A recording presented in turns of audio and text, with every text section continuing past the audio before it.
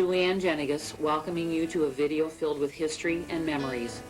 This project has literally been worked on in some capacity every day for a year and a half. Frequently, sources had varying versions of the same information, making it difficult to tell the story. So I apologize in advance for anything that was missed or anything that's inaccurate. Huge thank yous go to all who dug through closets, drawers, and boxes for pictures to share. There are too many of you to mention individually. To those who did narrations and readings, all that were asked said yes.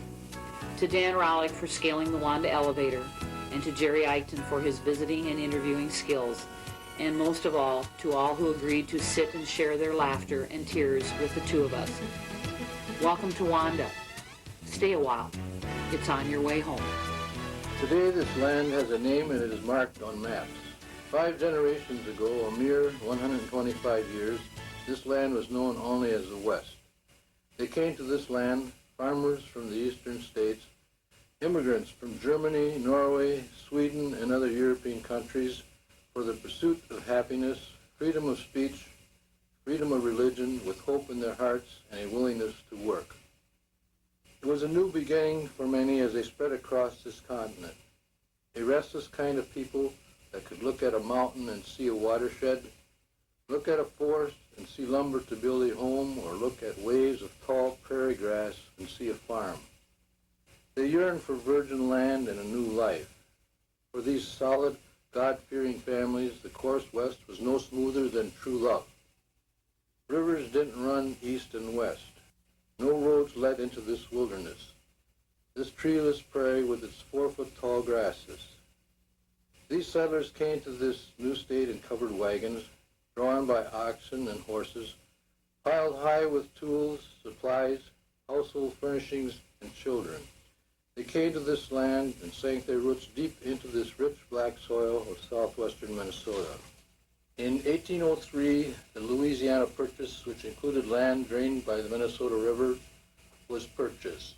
Lewis and Clark crisscrossed this land to explore and map it.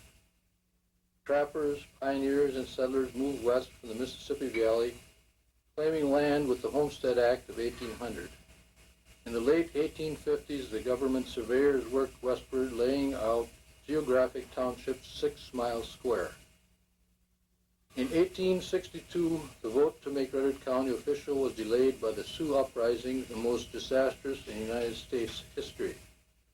Early records indicate that the Leo Aldermott and Henry Evans families had already homesteaded the area, but in 1872, 3 Irishmen, James McGuire, Martin Foy, and Christopher Whelan, came to the township they named Willow Lake for the small body of water they found there. 2 other settlers, Paul O'Callahan and Ed Dooner, homesteaded about the same time. In September of 1873, Willow Lake Township's present boundaries were created and commissioner approval was received. At the first election, H.B. Goodrich was named board chairman and H. Evans and J. Dooner supervisors. Other officials were Whelan, Foy, W.F. Smith, McGuire, McGrew, Butler, Smith, and Evans. During the years of 1873 to 1877, the grasshoppers came as thick as clouds of black smoke, and severe blizzards and destructive prairie fires plagued the area. In 1880, the population of Willow Lake Township was 114.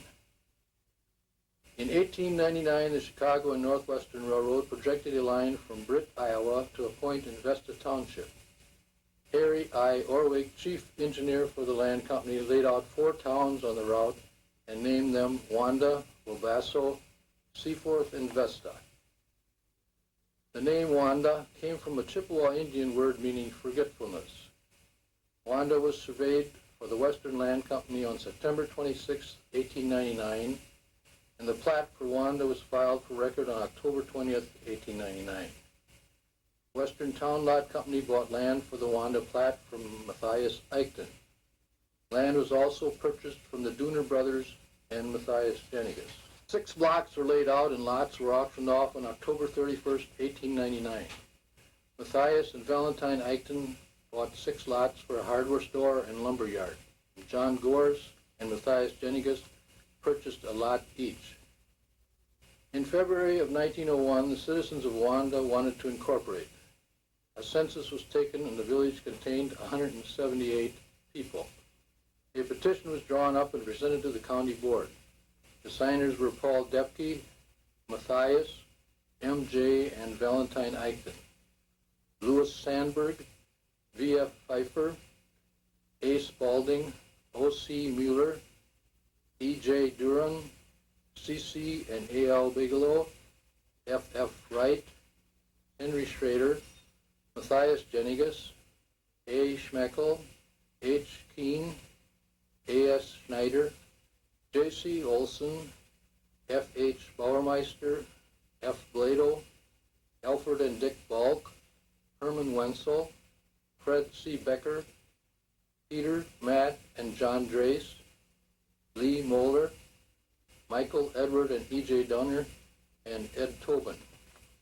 The petition was granted and election was held in the Eichten Hall on April 10, 1901, in the charge of Matthias Jenigas, Matthias Eichten, and Paul Depke. All of the 34 votes cast were in favor of the incorporation. The election results were Matthias Eichten president, Matthias Jenigas, H.C. Olson, and M. Dunner counsel, F. Bauermeister recorder.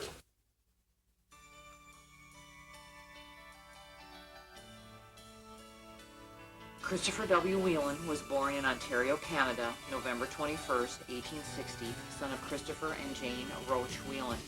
In 1884, he secured a homestead of 160 acres of wild prairie land in Willow Lake Township. Christopher broke land by horse team, added 80 acres, and set out 2 groves.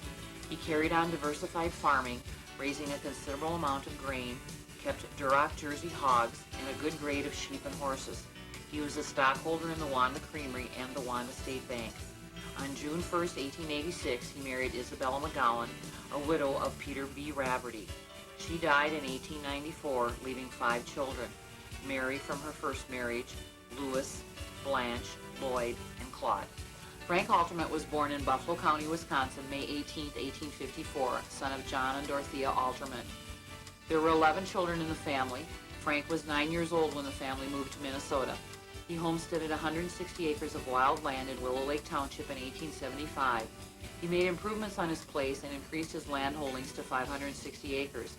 He married Frieda Schneider, a native of Germany, and the children born of this union were George, F.H., John, Minnie, Elizabeth, Augusta, Rosa, and an unnamed infant. They retired and moved to Springfield in 1915.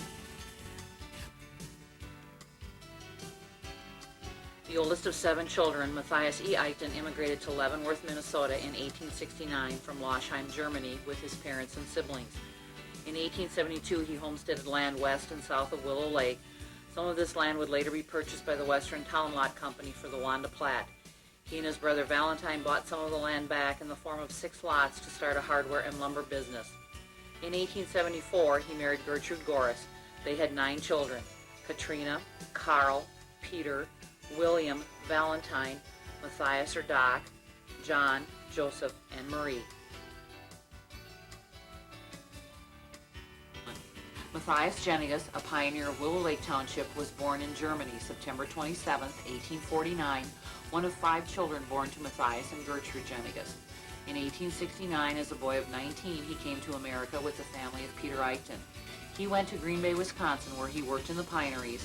In 1875, he came to Brown County, and on December 30th of that year, he married Gertrude Eichten.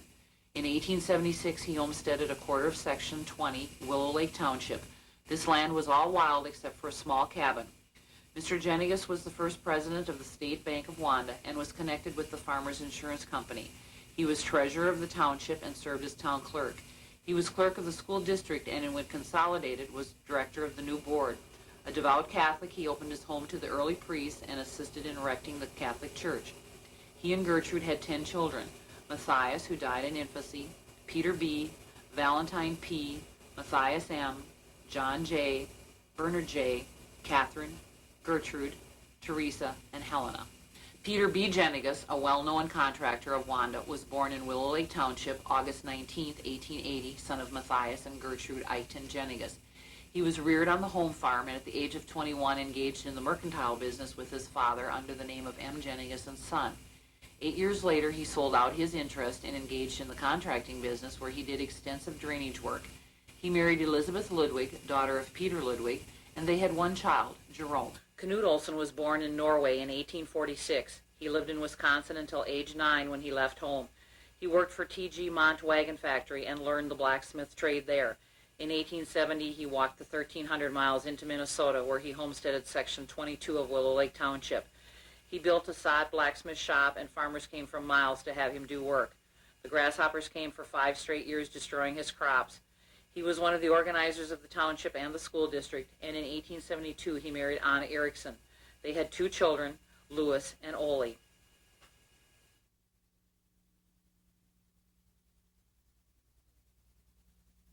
Edward Dunner was born in Longford County, Ireland, March 31, 1841. He was the son of John and Catherine Gent Dunner. In 1872, John brought his wife and 2 sons to the United States and settled on a homestead in Willow Lake Township. It was all wild land with no buildings for 18 or 20 miles. A grove was set out, and in 1873, Edward built a granary 14 by 16, which he covered with hay. He broke ground with a 4-ox team for himself and his neighbors, and in 1876 moved into the granary until he could build a house. His crops were destroyed in the grasshopper plagues, and he worked for others. He married Mary Bagan, March 14, 1852. She was the daughter of Johann and Bridget McGuire Bagan. They had 6 children together: Edward, James, Charles, Margaret, William, and Robert. Michael Dunner, a commissioner of Redwood County, was born in Canada, May 9, 1849. At the age of 21, he came to Willow Lake Township, where he developed a wild tract of land and added to his original purchase until he had 360 acres. He had stock in the Wanda Creamery and an interest in the State Bank of Wanda. He served on school and town boards, and he helped to build the first Catholic church in the vicinity. On November 26, 1889, he married Mary Madsen, daughter of Rasmus and Carrie Nelson Madsen. Together they had 11 children, 3 dying at an early age: Maria, Nellie, John, Michael, Elmer, William, Louis, and Florence. Henry Berg Sr. was born May 1, 1865, in Brown County, and moved at the age of 22 to Willow Lake Township, buying 160 acres of land in Section 12. To this he made additions from time to time until he had 440 acres. Among his early improvements were a 2-acre grove, a small home, and a straw barn. In 1902, he built a new house and barn. He was one of the organizers of the township's first school and is a shareholder in the Wanda Creamery. For many years, he served as road overseer. He was married October 25, 1887, to Mary Stelzer in Germany. They had 14 children: Henry, John, William, Theodore, Albert, Leonard, Maggie, Laura, Rosa, Helen, George, and 3 deceased: Maggie, Elsie, and an unnamed infant. Peter Berg was born February 18, 1861, son of Henry and Frances Orrin Berg. He came to Minnesota with his parents, buying 160 acres of land in Section 14 in 1886. He built a house 20 by 26, which was improved and enlarged to an 8-room dwelling. A barn was built in 1909. He was the chairman of the township board for 27 years and served on the school board for 18 years. He was a shareholder in the Wanda Creamery, and on March 4, 1888, he married Mary Brown, who was born in Austria. Together they had 14 children: Frederick, Anthel, who died, Frank, Anthel, Herman, who passed away, Peter, Minnie, Herman, Francis, Mary, Margaret, Anne, and Augusta. Nicholas Molter was born in Germany, March 23, 1853, son of Matt and Anna Knopf Molter. His mother died when he was 4, leaving a brother John and a sister Barbara, who died at age 4. In 1872, his father brought he and his brother to the United States, and in 1878 he came to Minnesota, homesteading 80 acres of wild land in Section 22 of Willow Lake Township. On April 7, 1879, he married Margaret Jenigas, daughter of Christian and Mary Bauer Jenigas. He built a rude shack 12 by 14 into which he and his wife moved. They owned very little in way of farm equipment and had only 2 cows. Neighbors helped them until he was able to get a team of horses. They set out a grove, made improvements until they had 400 acres. He held township offices and served on the school board.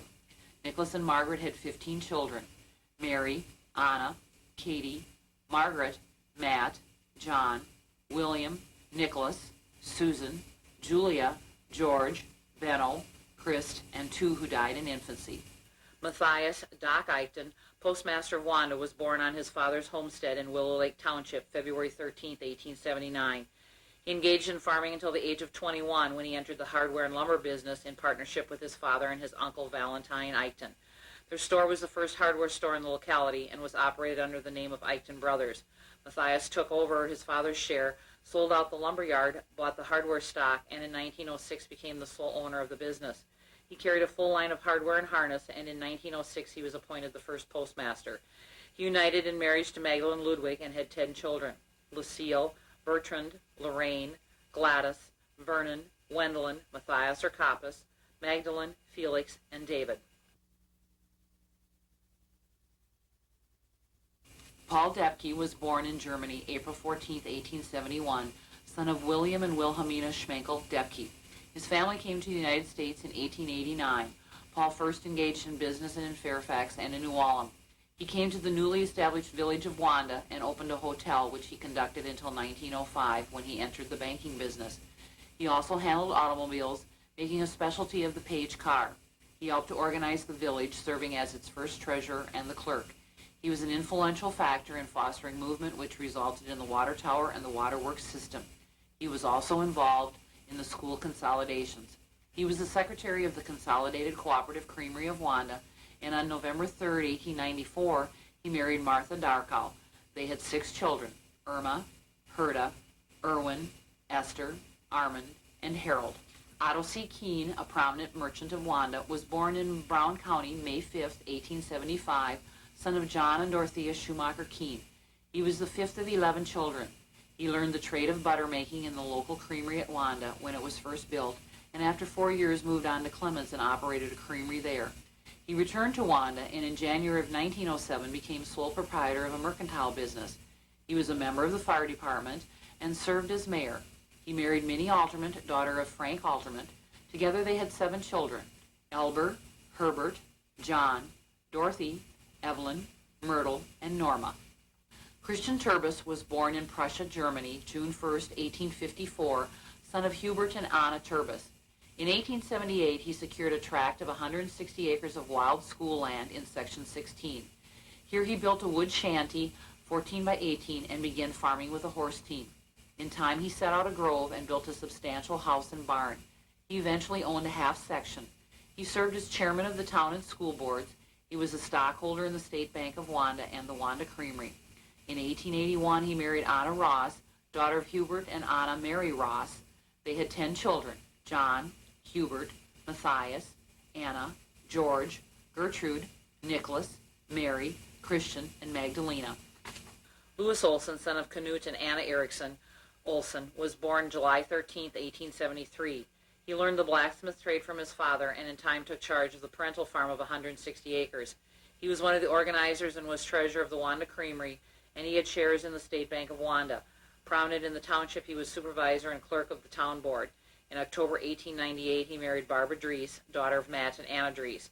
They had 13 children: Alfred, Anna, Gertrude, Agnes, Wilbur, Louisa, Arnold, Leon, Catherine, Lucille, Louis, Greg, and Matthias, who died in infancy. John Henry Ross emigrated to the United States at the age of 16, settling near New Ulm. During the Sioux Indian outbreaks in 1862, he took part in the defense against them. He moved to Willow Lake Township and purchased 80 acres in Section 16, on which he built a shack and set out a grove. He later erected a barn and a house and increased his holdings to 400 acres. Ernest Fred Ofterheide was born in Prussia, Germany, September 27, 1851, son of Jacob and Sophia Beinecke Ofterheide. After coming to the United States, he located in New Ulm, Minnesota, and worked with his brother in a brickyard. After working there for some 20 years, he returned to farming and rented. He rented 320 acres and specialized in stock raising, keeping Durham cattle, Poland China hogs, and Percheron horses.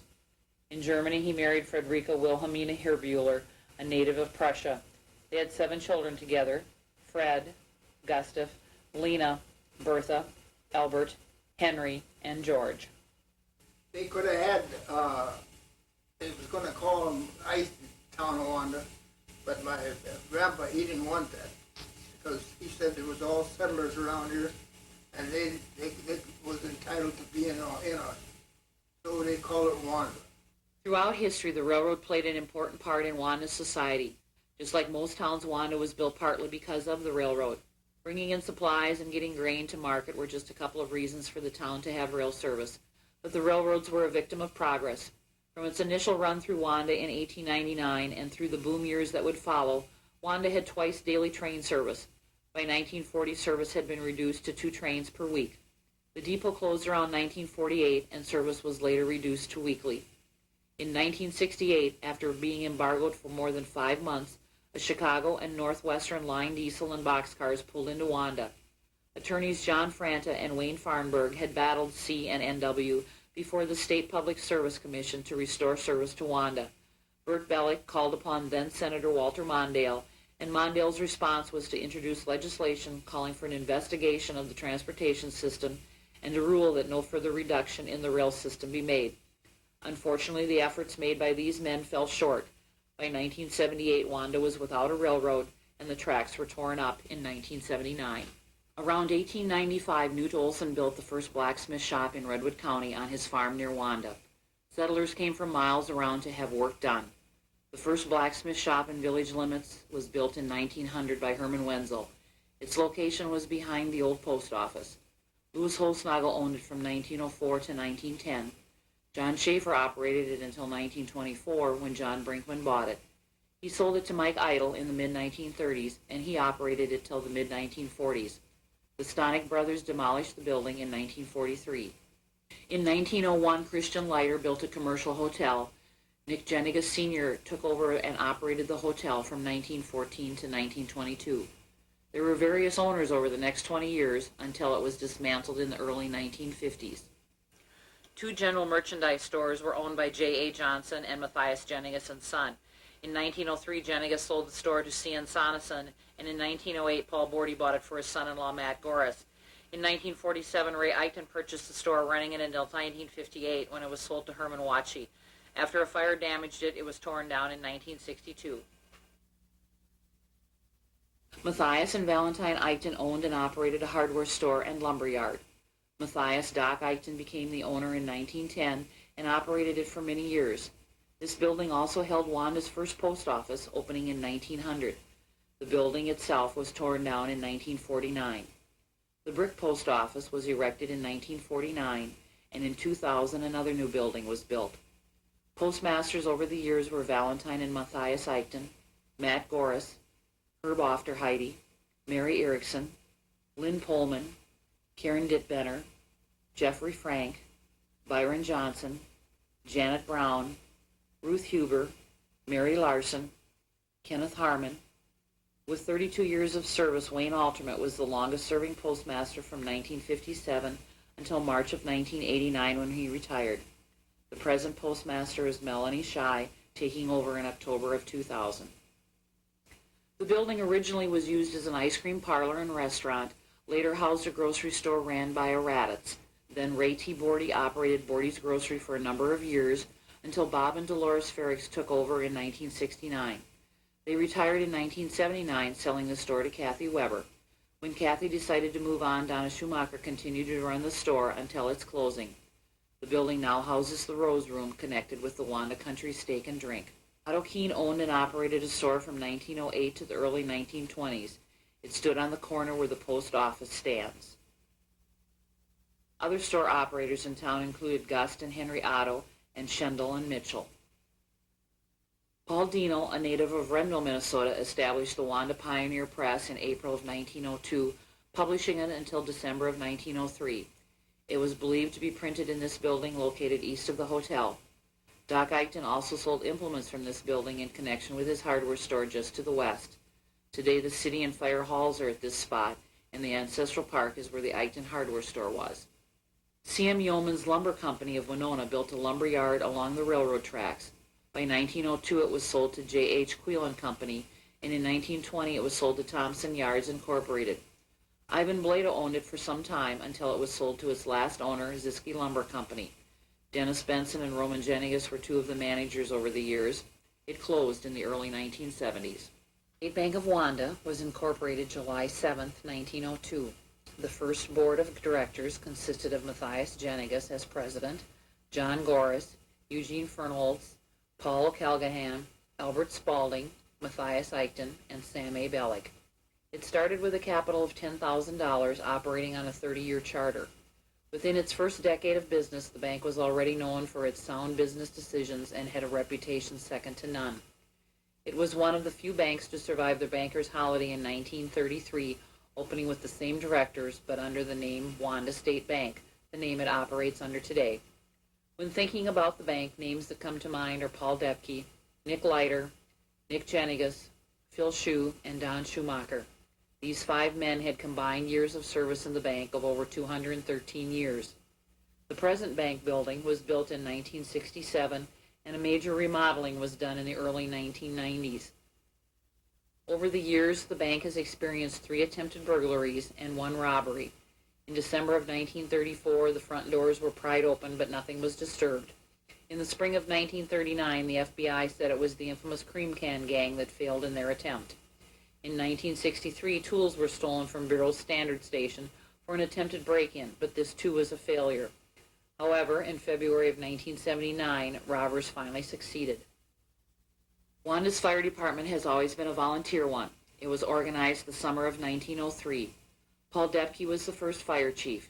He, along with Paul Calgahan and Val Eichten, drafted the Constitution and bylaws of the newly formed fire department.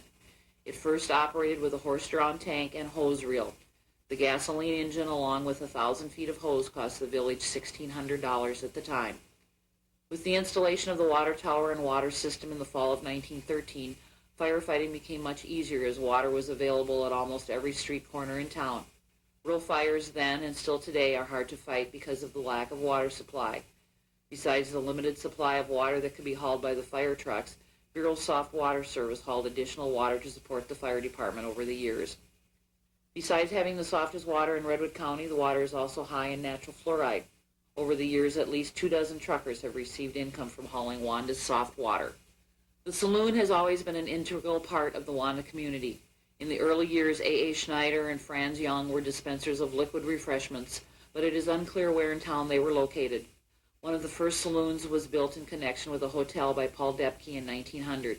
It was taken over by Henry Wagner, and in 1924 he sold the establishment to Oscar Gebhardt, who operated until 1936, at which time John P. Riley operated it until 1947, when he sold it to Ruby Olson. Over the years, other owners were Tux Jenigas, Willie Turbis, Warren Dickna, Otto Weber, Doc Harrington, Leo Earlbeck, Joe and Flo Cisniak, and the Finnegans. The building is now the Wanda Country Steak and Drink, owned and operated by the Shy family. The bar, commonly known as the Southside, was built in 1929 with John Mobus Jenigas, its first proprietor. John Amman operated it from 1933 to 1938. At this time, it was purchased by Herman Berg, Beek and Mary Jenigas. Adolph Bierbaum and Doc Harrington took over in 1950. Other owners over the years have been Al Wesselman, Ray Madigan, Cecil Eakin, Lou Clems, Ted Schultz, Ed Archibald, William Reese, Raleigh Clonty, Tom and Mary Ann Potter, the Kales, and Karen Jenigas and Chad Ruprecht, who added the addition of Granny's Granary in 1996. The bar is currently known as the South 40, and it is presently operated by Gina and Rod Jenigas. At least 3 creameries served the Wanda area at one time or another. The first creamery was located about 4 miles west of Wanda, where Gerald Moldens lived at this time. That was in 1903. Called the Wanda Creamery Company, Matthias Jenigas was its secretary, but little else is known or documented about its operation. Another creamery was built near the south end of the baseball field in the early 1920s. A larger creamery was built near Wanda Lake, north of town, in the late 1920s. Records are not clear, but they indicate that Harry Olson was the first proprietor. The creamery was later purchased by William Zasky and did burn in the early 1930s. It was rebuilt by Peter and Josephine Schoens in 1933. Jerry Adams purchased it during World War II. It was later sold and a cooperative was formed. In 1958, it was sold again to the New Ulm Creamery and used as a pickup station, but it closed shortly after that. For a few years, Ed Pelzel ran a meat locker out of the building before it was torn down by Roman Jenigas. The elevator is a big part of the farmer's life. At one time, Wanda had 3 elevators. Western Elevator Company built on the south end of town in 1899. Bingham Brothers built about the same time in the middle of town, and the Spaulding Brothers built on the north end of town in 1901. The Spaulding elevator was destroyed by fire in 1908 and was not rebuilt. In 1910, Albert Spaulding bought the Western Elevator Company. 12 years later, this elevator also burnt and was not rebuilt. Albert also purchased the Bingham Brother elevator in 1960, only operating it in the fall months. When Albert passed away in 1933, his son Paul took over the business, changing it to the Wanda Independent Elevator until 1948, when he sold it and a cooperative was formed. The new cooperative was organized through the Farmers Union Grain Terminal Association. The first officers were B.J. Jenigas, President, Leo Earlbeck, Vice President, Sam Bellick, Jr., Treasurer, Roman Haas, Secretary, and John Benson, Director. Over the years, other faces seen in the elevator have been Bill Grapevine, Fritz Bliss, Rich Ortman, Bob Riley, Herb Brandt, Lucille Wickman, Larry Cadle, Ray Kelly, Pat Gugesberg, and Dan Rollick. The current manager is David Schilling.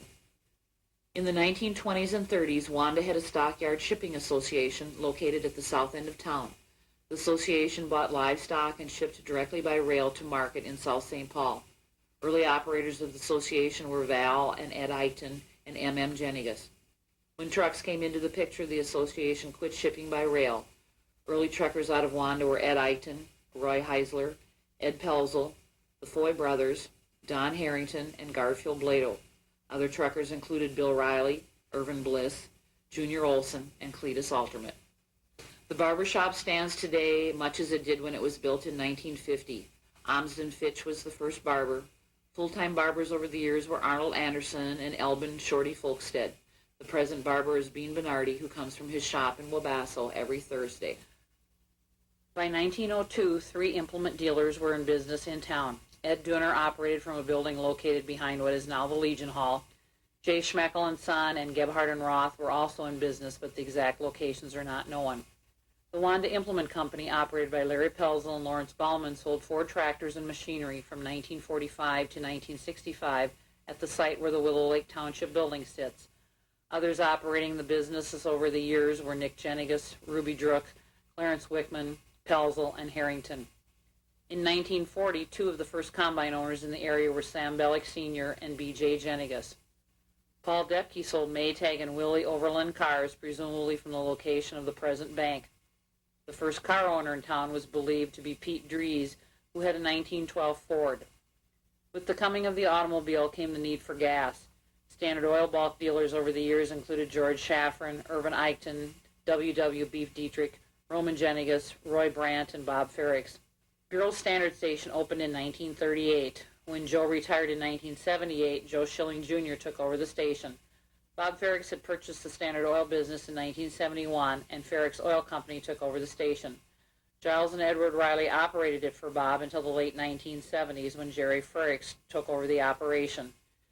When Jerry moved on to Wabasso to start his own business, Brian Vogel took over the operation of the station in 1983 until he moved across the street starting his own business.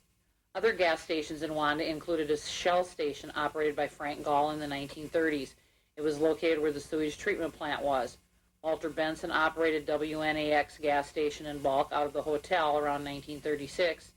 Saucony vacuum or mobile oil products were available from the Wanda Implement in the 40s, 50s, and 60s. In 1966, Alterman and Colza Construction was formed. Owned and operated by John, Peter, Tom, and Sam Alterman and Dave Kozel, the company is responsible for numerous homes and farm buildings in the area. Faces with the construction company over the years have been Joel, Art, Pat, and Dennis Rollick, Joe and Mike Alterman, Todd Kozel, and Dennis Weber. Dale's Hardware, operated by Dale Tellinghusen, opened in the early 1970s and closed in the early 1980s. Snap's Repair, owned and operated by Dennis Weber, continues to repair anything and everything. Snap runs his business out of one of Wanda's first buildings.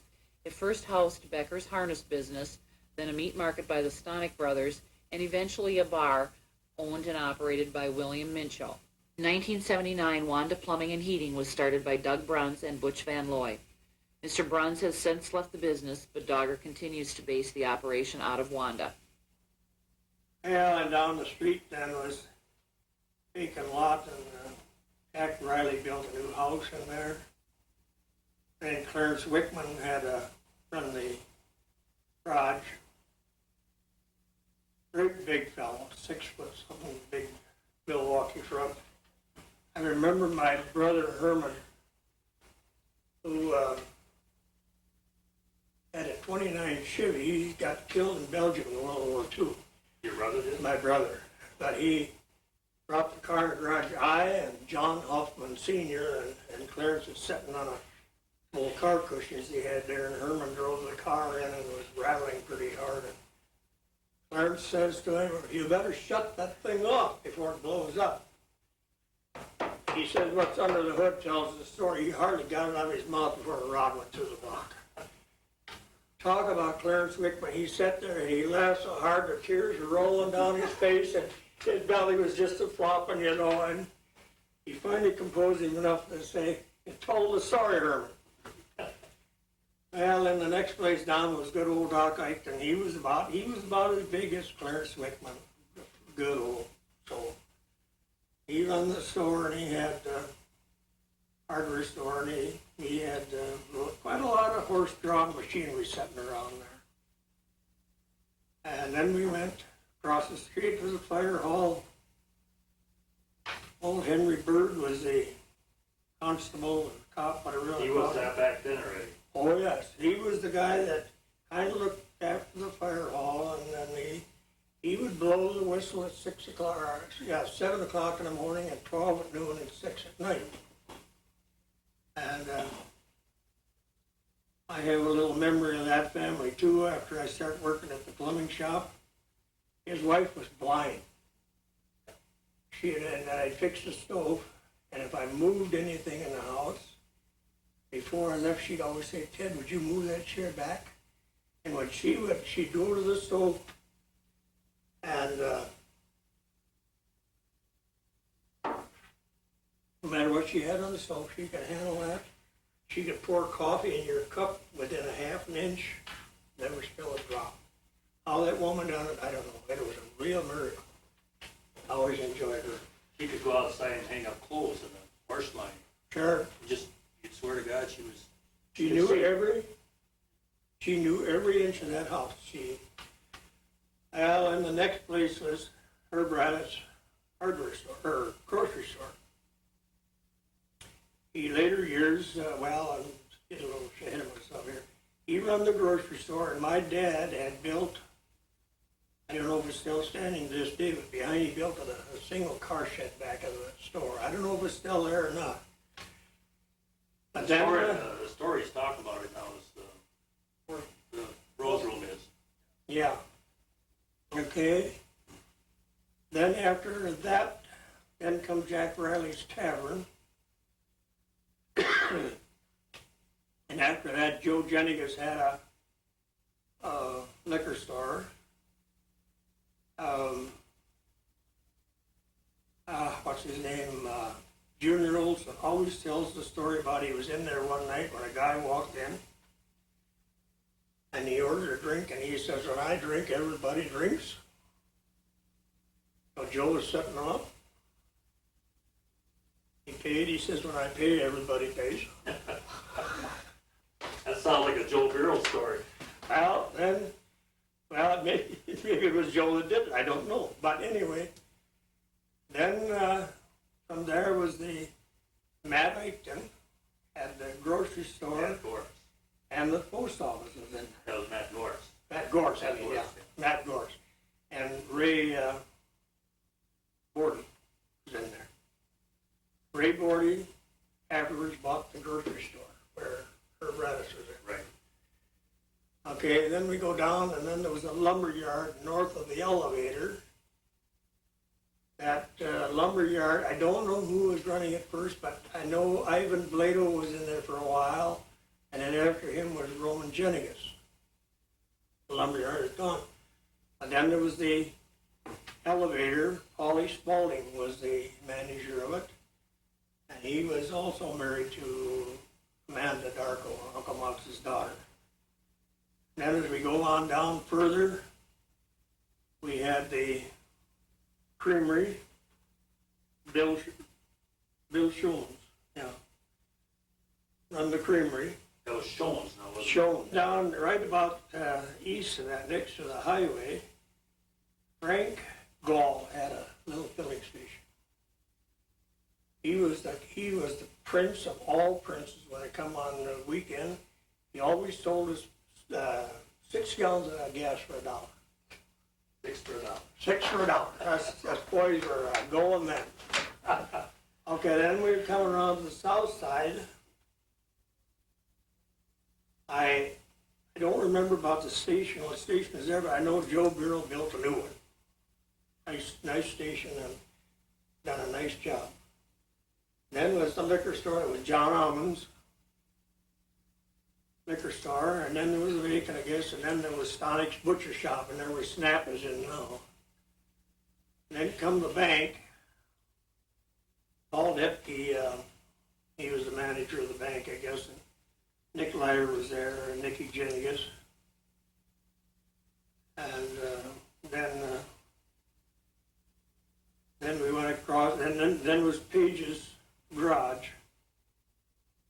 They sold Graham Page cars. They were Page's first, and that's where he got his nickname from, Page, for selling those cars. But in 1936, I then across the street, I don't remember if there was anything right in the corner, but I remember, I think it was Herb lived on there. Alterheide built that thing, and that's where the post office went up in there, and he lived in there. I helped put some heating and plumbing in there. And next came that barber shop, and I can't remember who ever run that. But anyway, my first job that I had was with Donnie Harrington. He ground feed. And I would go out and help him grind. That's where I got my first Social Security. And then later I worked for Beef Diedrich, standard oil bulk truck he run. We used to put a ladder up alongside of the tank and put in, it had these big old 5-gallon cans, and he'd have 2 of them, and I'd stand there and fill one, and then I'd carry it over to him, and he'd go up there and pour it into a funnel into the tank, #1 fuel for the oil stove. Speed Depke was the devil. He was the ringleader. So this was planned 2-3 weeks in advance. Speed was getting his crew together. And so he said, we'll all meet up by the water tower. Harry Dilling lived in this little house where Snap's sister lives now. That's where Harry was living. Tom Oski lived in there before. And Tom Oski was a weed sprayer for the county, and he had these black cans, and he had to dump it in a tank, and he'd mix it with water with sodium chloride. He'd go along and spray the weeds. And Harry Dilling was one that helped him too. But anyway, he had a shed, and they piled all these cans back there, and Speed had everything down to a... I remember there was Matthias Jennings, or Eichton was in it. I was in it, my brother was in it, Dilling had one kid in it or 2. Speed was in it, Speed was the leader, and there was several, there was about a dozen of us. Anyway, he said, the first thing we do, because my dad and Harry Dilling, he had the whole town in an uproar that they were going to stop this thing. My kids are going to stay in. Okay. Harry Dilling's kids got out there. Speed, I can't discuss this often. The Speed was the leader. Quietness is the main topic. Quiet. So out the back door, Danning's kids went. Dad went out to close up the chickens. Outside, my brother went, and we all met it. It was all there. So here we come, round the back.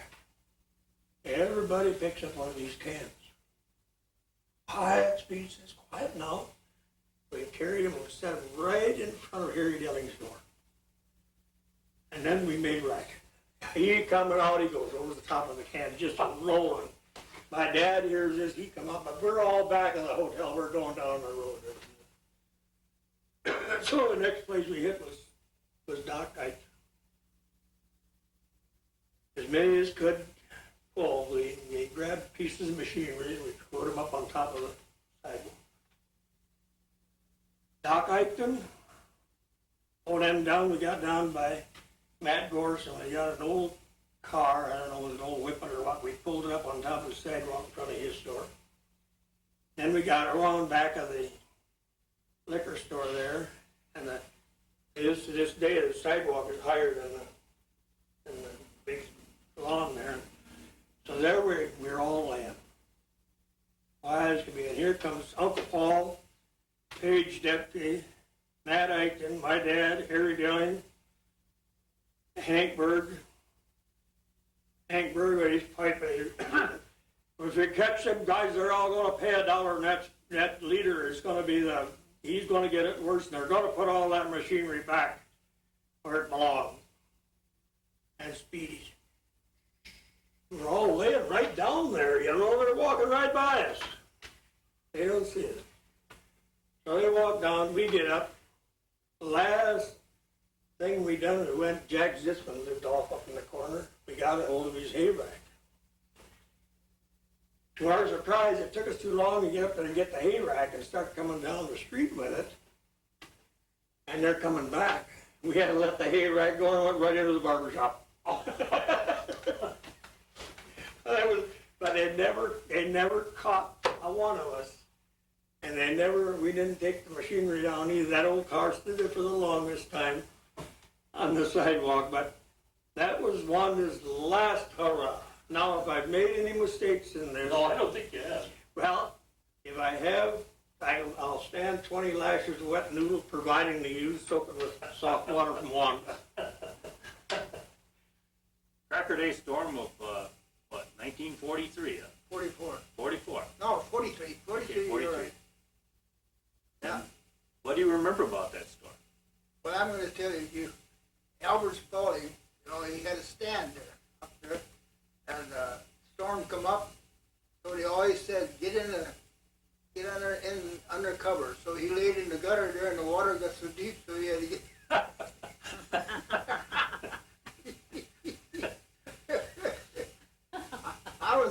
I come to town, you know, and it was a hot day that day. You know, we was in the south side, Buddy Hall, he was with us. There's 4 of us. You know, anyway, all at once they said there's a storm outside and real bad. And here that Ferris wheel was right ahead of the joint, and it folded over this, even with the place and all that. So it was a bad storm. Well, what happened at your farm? What is your farm? Took everything except the house. All the trees around there and all that. And the cattle and horses and everything were running around down. Everything was down. You mentioned one time to me earlier about Ed Eichton, and he lose his roof or something? He lost the whole place out there. That was where Mark Allwood is now. Okay. And he was so mad, he just, then he looked up and seen the people in the Catholic Church was gone. And then he settled right down. He says that if it takes the Lord's place, then I'm all right. Oh yeah. What do you remember about the Dietrich family? Well, see, like beef, they call it beef. Anyway, he was a standard man. And Nicholas or Nick, he's the one where they got the name Cracker, because his middle name was Cracker. Is that how they named Cracker Day that time too? Yeah, that's where it got from them. And then they had an old, Grandpa Dietrich. He got the name Grandpa Cracker. Grandpa Cracker? Yeah. One that you remember. Remember Matt Eichton's hardware store? Oh, sure. You know, the best part about that, I'm going to tell you that, you know, he had three daughters, and they run a hardware store and international. And people come from all over the country because they couldn't buy the parts. But them girls knew exactly what kind of parts, and they handled them, that little store. And they run a big business here in town through that. But you know, on Halloween, you didn't drive through the main street. There was no room, you had to go around it. That's how much them older people did years ago. And now they blame the kids to do little stuff. At our house, sugar and some of those things you bought from the store, I mean, that was a precious commodity, you know, and so we couldn't waste that sugar. My dad used to bring it home by like 2 cups full, pound or 2 pounds in a little paper sack. You know, the precious. They didn't have the money. And in those days too, our mothers usually had chickens, did they not? Yeah. And that was their grocery Monday, when they would take the eggs to town and trade it in for groceries. And then if there'd be a few pennies left over after they bought the groceries, then that was always filled with candy. And you got quite a bit of candy for 2-3 pennies in those days. And there's something else I remember that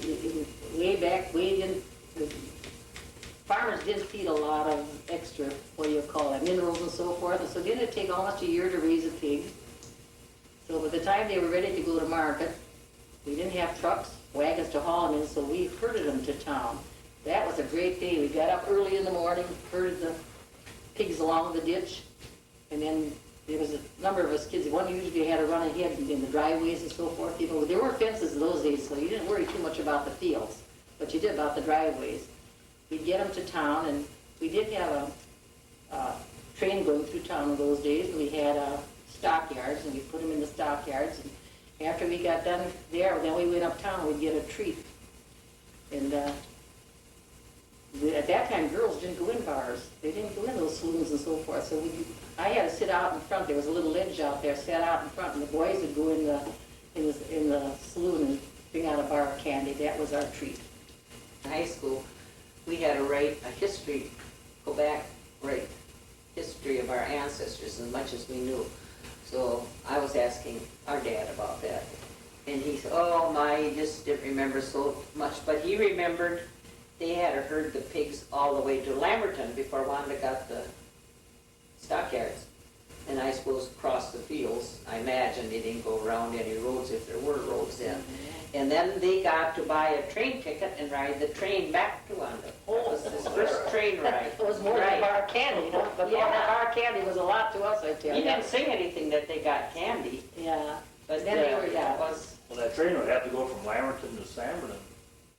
And then in your stock, probably, but they got to ride the train back. And that was a lot of things, because he was telling how our grandma wove straw hats out of the grain for the boys because, you know, there was no place to buy things, but she wove them straw hats.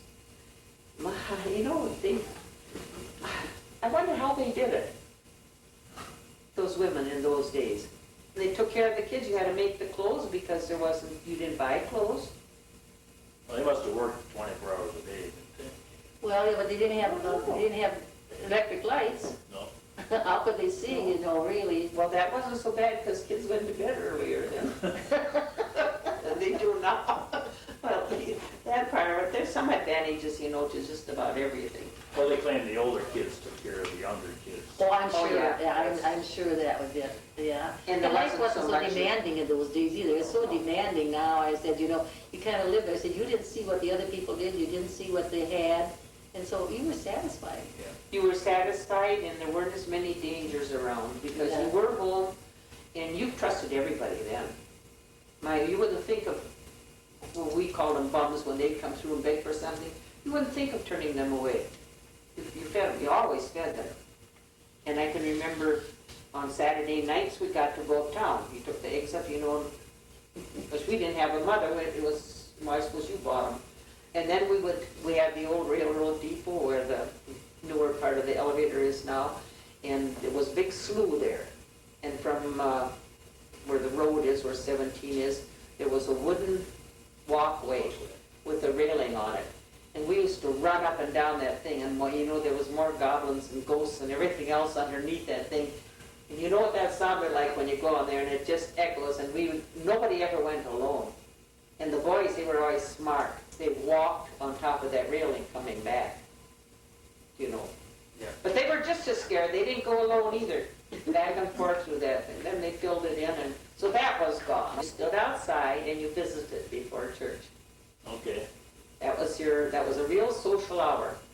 And after Mass was over, you did it again. But then pretty soon, the priest changed, and you belonged, I think it was about the time when Father Burton came, that you come to church and you get in church, you don't stand out there. So He had some different rules. he had some different Yeah. rules. And well, there's good points to both of them. Yeah. But that visiting, because it was a very necessary thing, really, and it was a relaxing thing. And like I said, I can remember in wintertime walking up to church. I remember Austin Leonard and me, that we walked up to Mass, and it was 28 below zero. We walked up from home, that was 3 miles From the farm, huh? from our farm place to home place, yes. Did you walk the railroad tracks then? Or how- I did. He always told us we couldn't walk the railroad tracks because a train might come and we could slip or something. Oh, I walked the railroad Oh, track. but On Sunday, it didn't come on I Sunday. said he always told us. Yes, we walked them because that cut off quite a bit, you know, and that Herman Platos had that Yeah. naughty little dog. Teddy? Teddy. Yeah. And he would start yapping, and we got past their place real fast. I don't think it ever would have bit, but it sounded like it would bite, so we went through. And then we have to talk about Cracker Day. Oh, yes. Yeah, you better. Oh, that ended shortly after that storm, you know, and wiped it out. But the part that, whenever they say Cracker Day, I remember those dinners that the Christian mothers had us serve, right beside that store where your dad had the store, right east of that. And Hank Gorse did it too, and Paul Bordy. They'd open up and the women could put some of their supplies in there. And you built a stand around it like this, you know, 3 sides. And they served fried chicken and corn on the cob. Outside. Yes. Yeah, I'm sure lots of And all pie. they had was a couple of those little stoves. I don't know how they did it.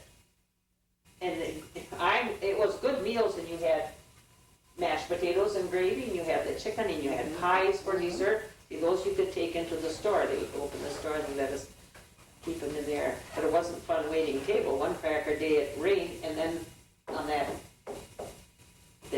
tornado we had on Cracker Day, they still fixed that up enough, and we were back there waiting on tables in the mud. Yeah, I remember Father Frederick saying at that time that they didn't probably come to celebrate Cracker Day, but they came to look, to see what it Yes. had. Yeah, Had a big Yeah. crowd. yeah. And at first, I don't, how did it ever get called Cracker Day? Well, Was it after Cracker Diedrich? yes. That's what I understood. Yeah, it was I think after so, Cracker too. Day. Then in the last years, then they used to give away free crackers. If he was the instigator or not, that I don't know, but that Well, it was called. Cracker Days, and then Yeah. they finally served crackers on And we Cracker. got a whole quarter to spend on those days. We Was that a carried- 3-day deal? Was that about Not really, Night- Saturday night night before. and then all Sunday. like Saturday and Sunday? Well, Yeah, Saturday night only after Okay. supper, Okay. yeah. and usually church or We confessions or would, yeah, something, walk around all day. looking at One everything. block, I said, you couldn't go very far, because it's in one block town, you know, and so we did, and we didn't spend that one until it was almost time to go home, because we didn't know what to spend it on. We didn't spend it at the food stand, I'll tell you that. And Billy put one of his nickels in those nickel derrick machines. You know, he had little prizes you could get, or nickels, and if he didn't get nickels, so he came home with more money than he went with. He didn't spend anything. Tell how you and Father Leonard made money on Cracker Day. Oh, these games they had, and it was a new game. And it was a big board like this, and they had holes in it, and then they had live mice, and you bet on which hole that mouse was gonna go down. And of course, they had to get kids to go and find live mice, and that was us. We moved all the boards in the garage and in the granaries and everywhere else, and we captured mice, you know, with your bare hands. I wore gloves at first, but not afterwards, because too many of them got away. And they paid us for those mice. And those Cracker Days, we came home with more than we went with. To Gary Schumacher this morning, and when Leo moved over on the farm where Harringtons used to live, well, he used to come and get Billy and my brother Claire to shock the grain. And then when he'd pay him for it, our dad always said, you don't have to pay Billy that much because Billy can't get as much done as what Claire can get done. And You listen here, Jake. Billy worked a heck of a lot harder in that field than Claire did. He didn't get as much done, but he worked harder. He said he gets the same wage. You know, that's a real character of a real man too, isn't it? Yeah. Yeah. It really is. It said an awful lot for Leo. Because most of the people, when they came together, they'd ask for Billy because they wouldn't have to pay him so much. It was Laverne Gorse and my brother Claire and your dad. And they had the minister out at Willow Lake Lutheran Church. And the Catholics called him Holy Mac. And he preached a lot of anti-Catholicism. We knew that because Billy Eichmann worked at Louise Altermat's place. And then he'd drive them to church, and then he'd sit out in the car, and the windows were open, so he always heard all these sermons. Well, anyway, Claire and Laverne and Reinert were together. They always had a good time when they got together. They were three of a kind. And they decided they were going to go up to Reverend Mac's place. And then they asked, what did they want? Well, we just wondered if you'd know the way to the casino. At that casino dance hall out there, not a very nice place, really. And so they got a sermon. He preached and he preached and he preached. And they just sat there and they listened, and then they went, and then they got a little ways down. They said, let's go back. And so they got back and they knocked on the door again, and they said, we just wanted to know if your daughter might not like to go with us. Christmas. What'd you do for Christmas? Got one toy. At Christmas, yeah, we got clothes, and we got tablet and pencil, and we got a box of colors, and that was so wonderful because about Christmas time, your colors were broken and worn down, but we didn't get the 16 and the 48, probably 6, maybe 8 colors. Oh, mostly 6. Yeah. Do you remember how we drew names in school, and you could only spend a nickel for the gift? You know, it was a nickel gift exchange. And you always got a handkerchief or a comb, it seemed like. And the boys would get so mad because what use did they have for a comb or a handkerchief? Either one. But sometimes you got pencils, you know, some of them were a little smarter than that. And then always the Christmas program that we had. You practiced up at school, and then you went down for the rehearsal, the dress rehearsal. And then we had the Christmas program. Where did you have the programs? At the hall. Oh, But it we wasn't made did. so We had nice. them upstairs in the school. Yeah. Okay. And then that was finally condemned. You forget that picnic at the end of the school year. And they bought the ice cream in these great big, and the men had to sit there dishing it out, and you could have all the ice cream you wanted. And the school board paid for it, we always thought. Of course, it was the district. And then we had our games and our races, and there was, in my grade, there was always some that were Jeanette Eichen, you're on, and Colette Schilling. And they could run. Every year they got the prize, and every year, nope, you gotta run, because it's your grade, so you've gotta run. And those two, they could just go like a deer. I don't think any of us ever got the prize. Okay, That that was was good the, then. yeah. I guess that probably brings us to some of the games that we played when we Oh, were, yes. when we were young. And we didn't have toys to play with. We played a lot of games though, and some of the games that we played were Pump Pump Pull Away, Quack Quack, Captain AI, Run Sheep Run, Seven Back up, Steps, back up. yeah, 7 Steps Around the House. And then we always had a ball. And we had bat too, but usually it was, my dad managed the ball team uptown, and usually the bats we had were some that they cracked up there, and they brought them home, and that's what We we nailed did. it. And we called it kitten ball, but they call it softball now. We played a lot of that. Did we even have a glove? I know we all didn't have a glove, maybe one person had a No, glove. I don't think any of us. Probably the first baseman or something. Yeah, And then we played Norwegian, and we played That was with the rubber ball. rubber ball. See, I graduated in 37, so that would have been 37 and 38, and so I went out teaching then in 39, 38 and 39, and I taught for $60 a month. Break that down, that was $15 a week, $3 a day. And Yeah, 5 we had- years later, I started teaching at $110 a month. So look, 5 Yeah. years, the wages And, increased. yeah. And we had all 8 grades, maybe 30, 40 kids. Did they withhold tax from you at the time when you started? Not that I remember that they But they did. did for me. Yeah. They withheld then already. And we were our own janitor. We usually stayed at a farmhouse and had to walk to school, or our own janitor. I started school. We went to school in a wagon driven by horses, and the wagon had side curtains on. And in the wintertime, we had blankets and we had foot warmers. You probably wonder what a foot warmer is. It was some kind of a metal container, and didn't they put hot coals or something in that? Mrs. Diedrich, old Mr. Diedrich drove our bus, and I wonder what time in the morning she had to get up to get those coals hot and put them in those foot warmers. And you wore long underwear. And first, when you put them on Saturday, they were nice and tight, but then they got wider and wider in the legs, and then you would wrap, like you take and you'd wrap them around like this here, and then you'd pull your stockings up. Everybody had lumpy legs. Wanda's first school was built in 1900. It was a two-room schoolhouse and was built at a cost of $2,400 in the southern part of Section 23.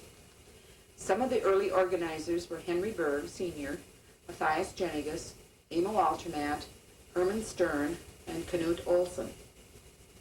The building was remodeled around 1912 into a 16-room residence when a new 2.5-story school was built to take its place. Wanda was a young village in 1913 when the doors of the brick school opened to students in grades 1 through 10. The school was built on a bare rise at the northwest edge of the village. The new school was the first consolidated school district in Redwood County, showing the progressive temper of the new village with a population of more than 200. The basement of the school included a furnace room, a manual training room, a kitchen, and a small gymnasium that doubled as a lunchroom. The second floor had 4 classrooms and an office. A wide staircase led up to the large attic where plays and Christmas programs were held. Plans included another stage, but the demand for additional space never came. Wanda never attained the stature of a 4-year high school, but kept its 2-year school till 1930. One school year, as many as 145 students were enrolled, but the number reduced to 31 in 1957. The school remained open until 1976. Coming to Wanda, the year the school organized was Max Darko, getting a job as janitor. His special domain was the manual training department. He was an educator in this field. He retired in 1957 after 44 years as the school's janitor and one of its educators.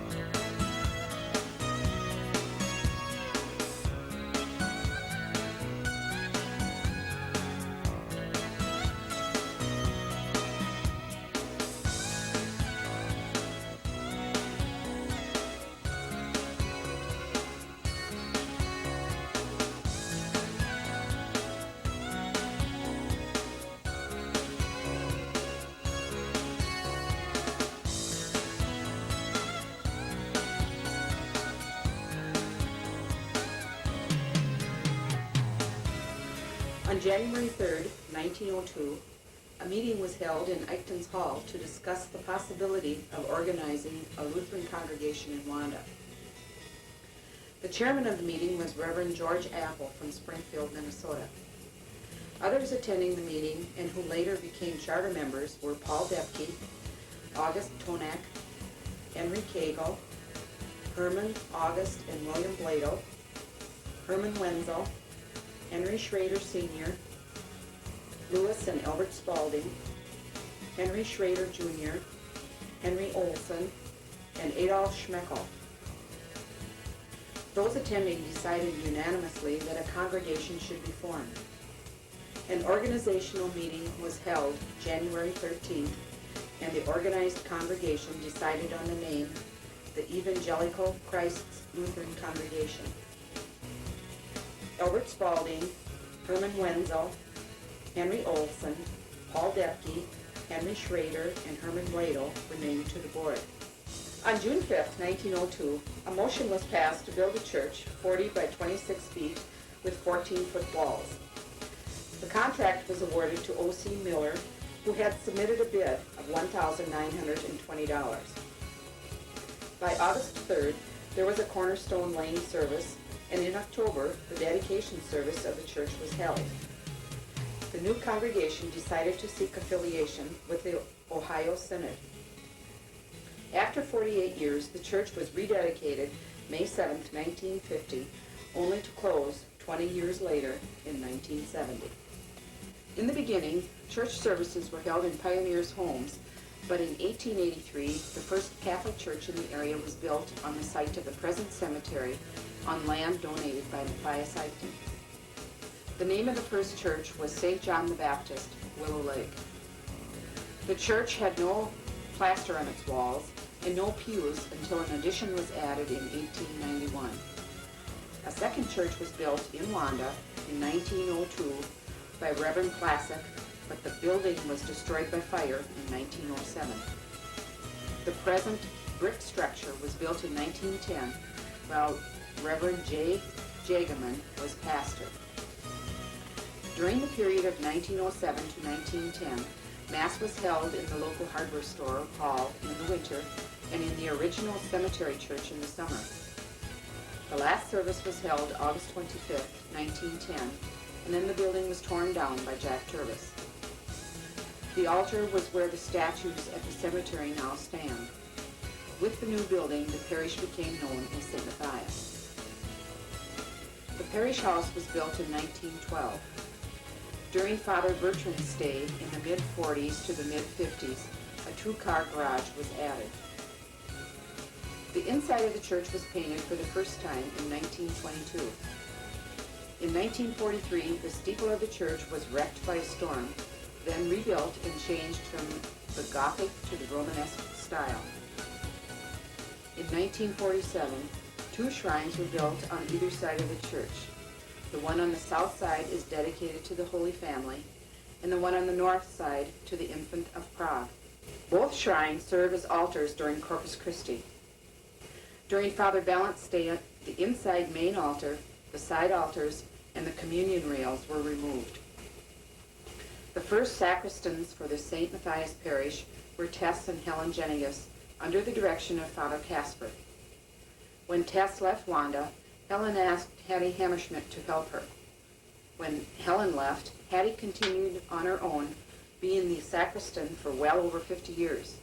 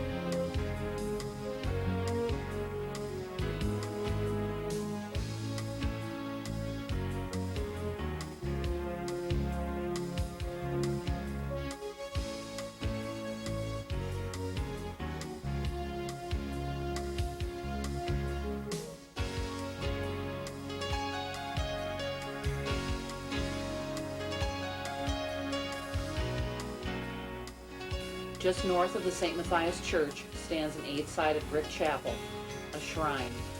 The chapel was built in 1922 by Joseph Poland, who left his German homeland and family just months before his 18th birthday in 1867. In 1892, he and his wife Margaret settled near Haspers, Iowa, where they raised 8 children. 2 of those children settled in the Wanda and Wabasso area, and during visits to his children, Joseph became friends with Father Casper of the St. Matthias Church. When World War I broke out, Joseph pledged that if none of his sons would be drafted into the American Army, he would build a memorial in Thanksgiving. Was Joe? 1921, I think, was building on it. Yeah, they're building on it. And who built it, do you remember? AC Ox from Springfield, had that tile factory, you know? AC Oaks. AC Ox. Yeah. And I think they got the tile, the bricks in them, and I think they built it somehow. I don't know, they did the work anyway. Poland started working, yes. So it was finished in 1922, and then they dedicated it. And I think it says in there. And what was the price? Was it around 75, over 7,000? Around a little over 7,000 that it cost them that time. That was my grandpa. And his name, the wife's name was Margaret. And they lived at Hospers, Iowa. And for some reason or other, he came up and bought land around here. Why did he do that, do you remember? They came up here and they bought land by one that was east of one. The Hangel. Hangel, you remember George Hangel? Right. That's the farm his dad bought. Well, I don't know who he bought it from. Bought it there. And when they had that bought, and then they talked to Father Casper, and they went in the sister school there, and he talked to Father Rimmer. God is going to have a sister school in Wabasso. So then he wanted that farm in Wabasso where I am on now. We didn't have these relics in there all the time. We like I said, 1922 we started, and it wasn't until 1933 we were having a reunion, and we went down to the chapel, and I opened this little door for to keep the posts and stuff, you know, posts. And we always had a little slip in there, and we had the names of the donors. That the money we used to that little packet was used to buy candles, because there's a candle that lit in there perpetually. And there was this other little piece of paper in there, kind of old-fashioned envelope, and I opened it up and looked at it. In here there was those 2 little, one little, a little like a little locket, except it was kind of a, not plastic, but the celluloid, and it was stitched all the way around it. And it said on there, St. Philomeno and St. John Vienna. And I thought Clara Schilling, you know, because she had her taken care of all the time. I said, Clara, where did we get these? She had never seen them before. And she always took them to that chapel. And so we read the article, and that's the article that was in here somewhere. And it was stated that it was from Rome. This is the one that was translated from Latin into English by Father Bastolka, who was our parish priest here. I showed him the Latin. He said, well, I'll translate that for you. And this is what it says here. Why don't you read that? Okay, it says, Carmel Serrano. Now, that must be the name of a church or something in Rome. It says, the congregations of the most holy redemptors, theologian, doctors, and apostolic sent greetings. The Archbishop of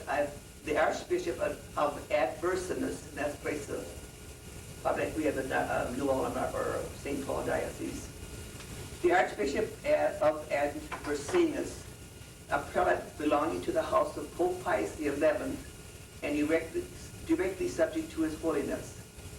Now, it says, to one and all, in this letter we testify to the greater glory of God and the veneration of the saints, that these are recognized as bones of St. Philomena and St. John M. Vienna.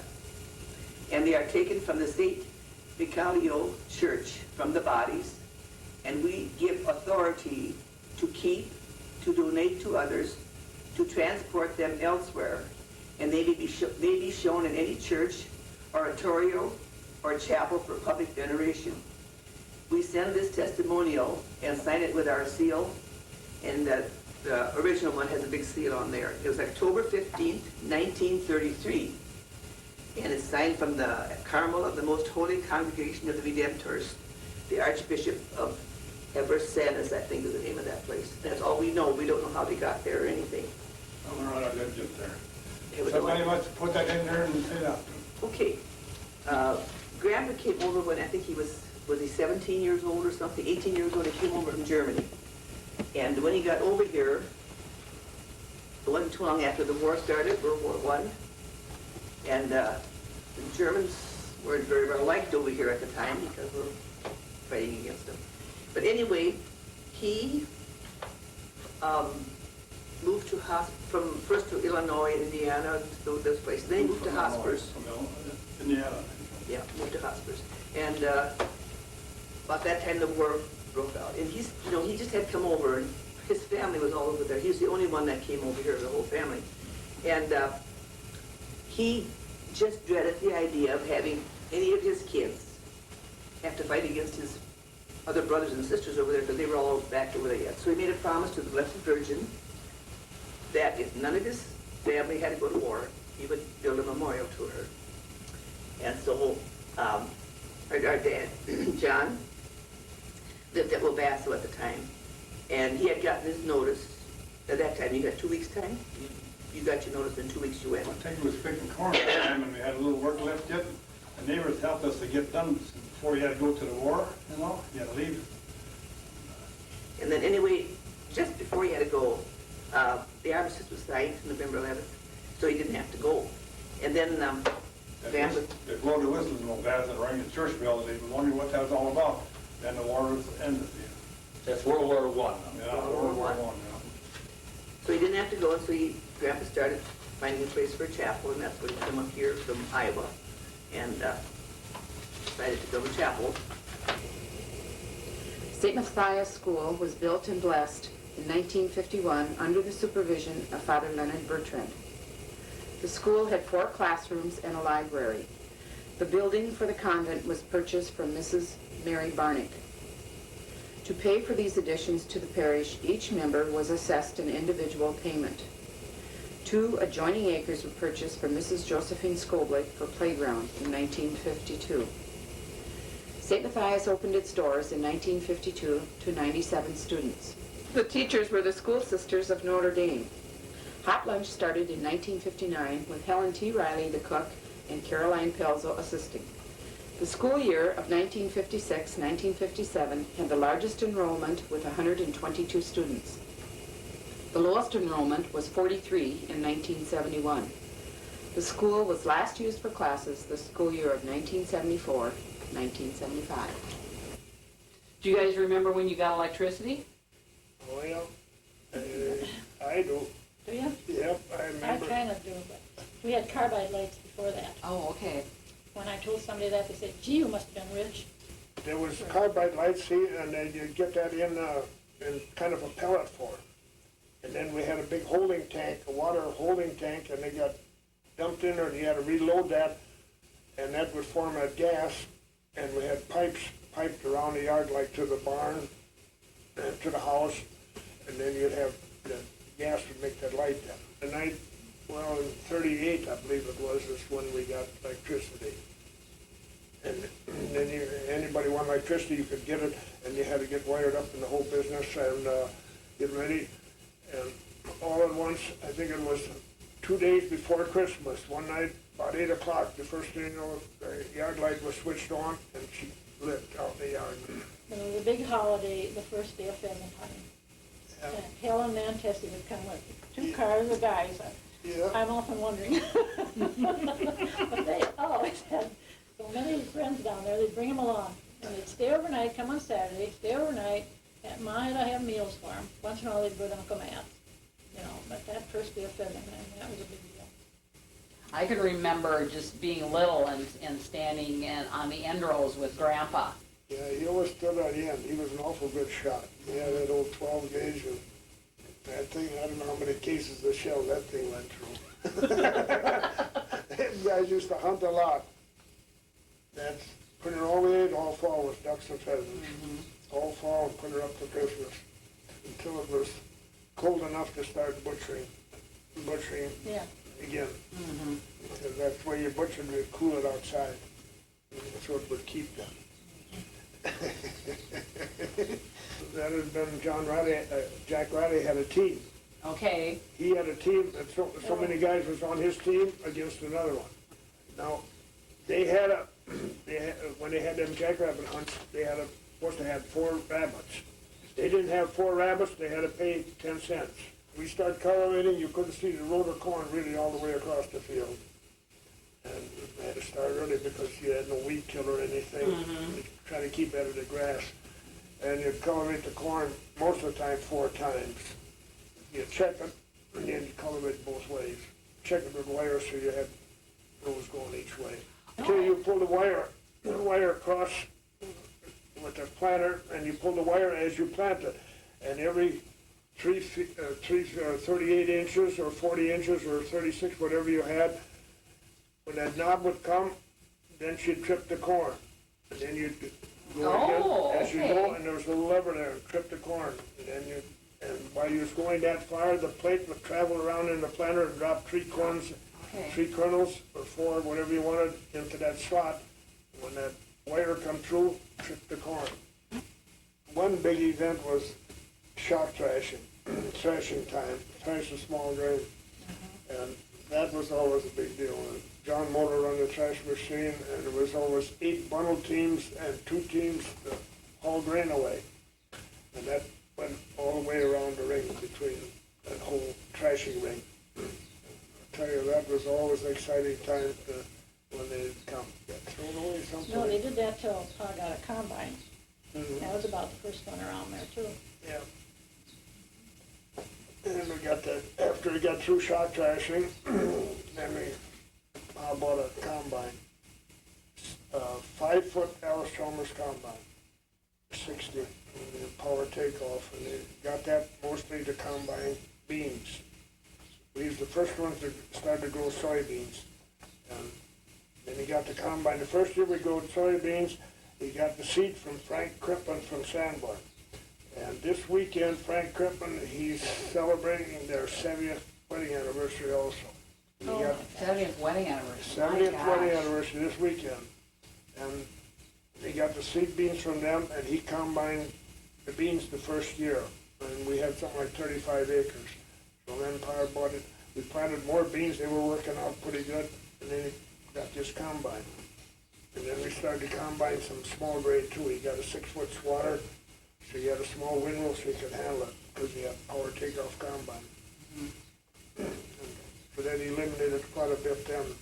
But then you got the same thing, you no straw pile. So you had to go out and bale the straw up. So you had bedding then. No straw pile in the yard for the cattle or anything, and that was a bad deal. Agriculture has always been a huge part of the Wanda community. The way of the farmer has changed in the last century, from how the work is done to the equipment that they use.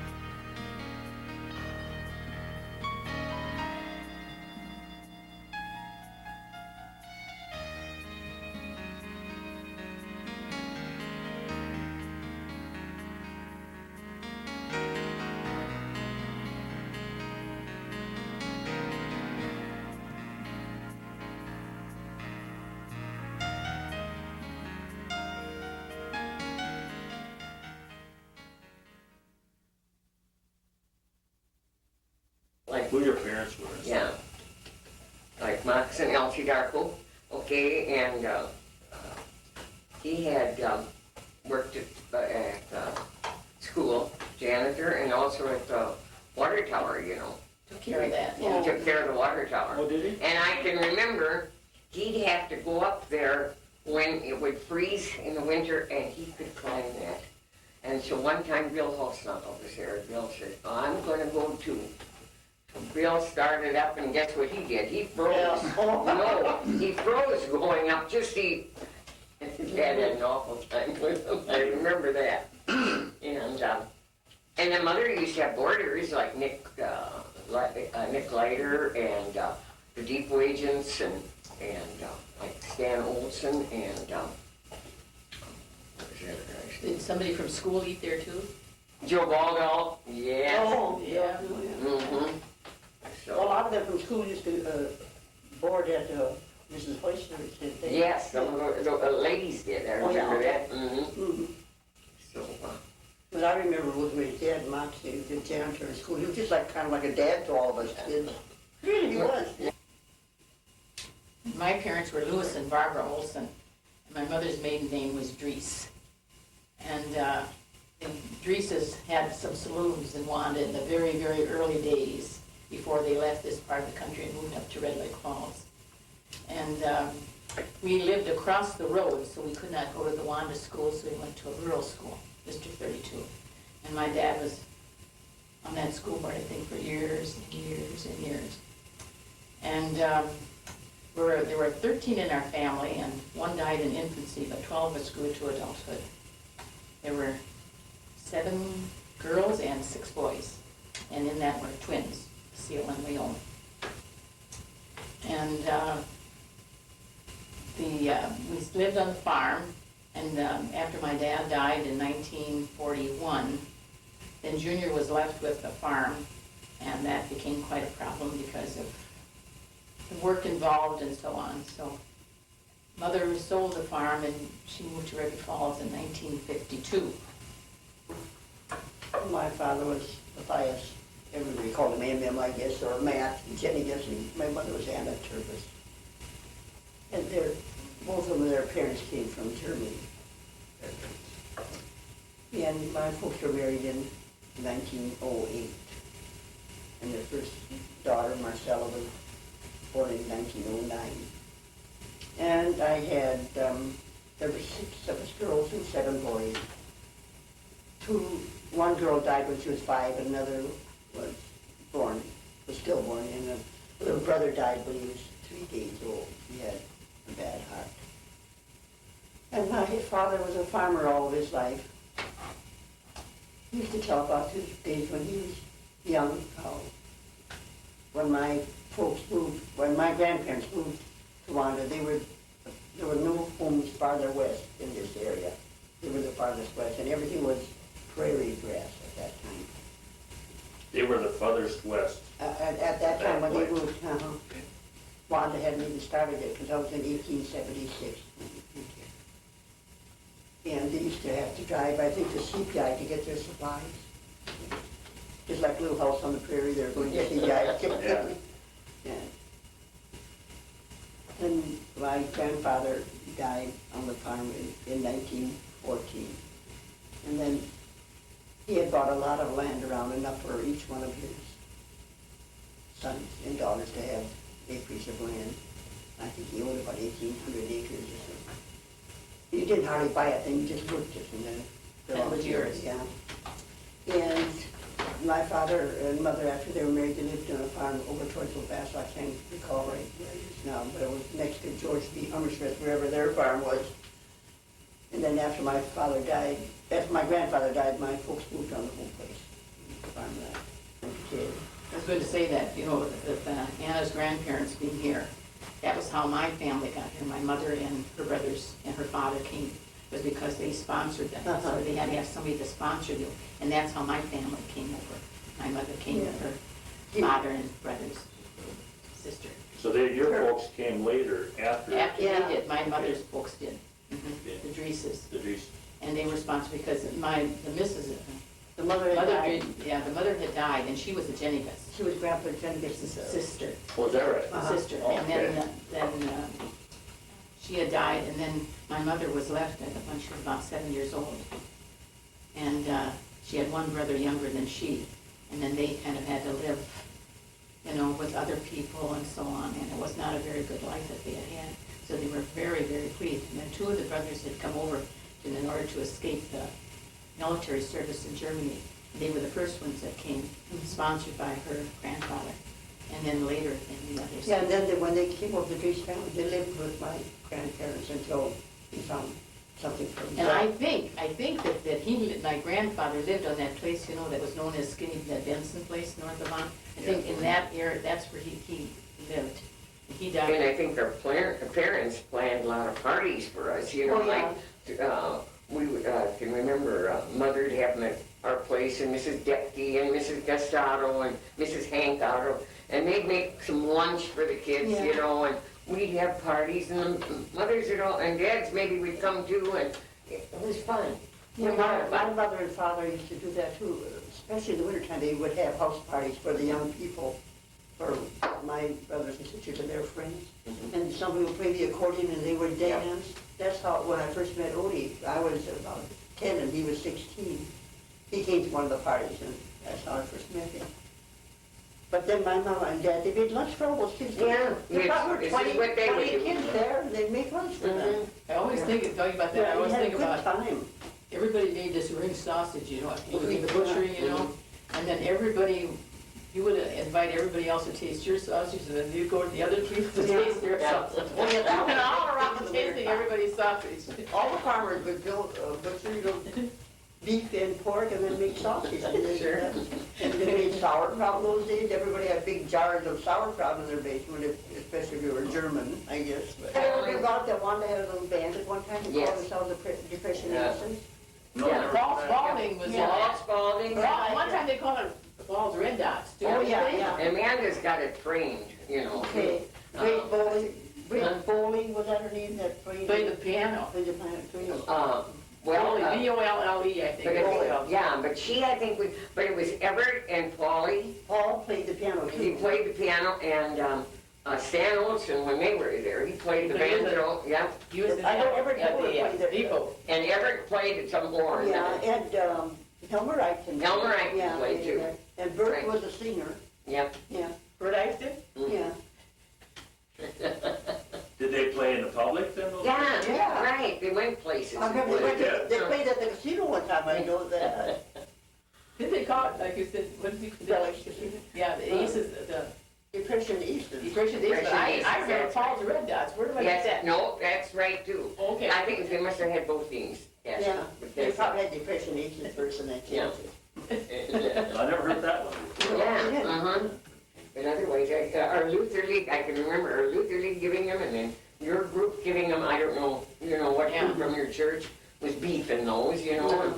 And, I was in one once. Sometimes we had to give them 2 nights because we had such a crowd. Yeah, I was in one once, and I think Tux was in the same one I was in. Compass Eichton was too in that one that I was in. I must have had a very, very little part. But I always remember that Compass Eichton was like a Chinaman. And I'll never forget his Oh, words. He yeah. said, up a hilly, down. Yep. What is it? No pushy, no pulley. Up a hilly, down a hilly. All I say to go like hell.